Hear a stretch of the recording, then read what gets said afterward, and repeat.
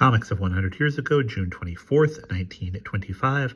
It's Gasoline Alley by Frank King. Walt and Avery are having a close-up conversation. We can see their faces in more detail. Frank King draws Walt with very few features and Avery with many features.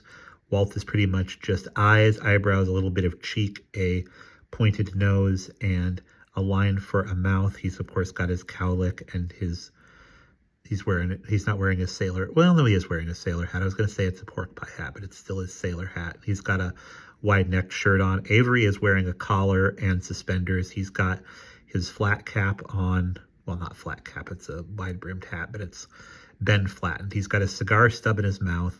He has two lines around his eyes and a dot. He has an interestingly designed ear. His long mustache, of course. His nose is much more prominent than Walt's, although probably doesn't take any longer to draw than it does to draw Walt's.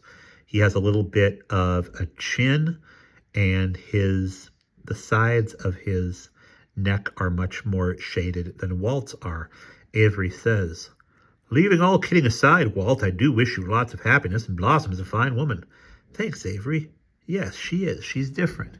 Avery pokes Walt in the chest and says, "They're all different, and yet they're all alike. They all cost money. You'll find a lot of expenses coming up after you're married you didn't dream of." "No, I don't figure two can live as cheaply as one, if that's what you mean," Walt says.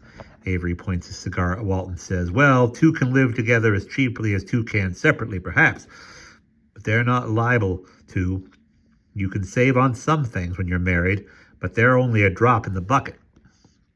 He holds up his hand to Walt and says, "For instance, you won't have any more expenses for candy and flowers, but golly, Walt, do you have any idea what cosmetics cost?"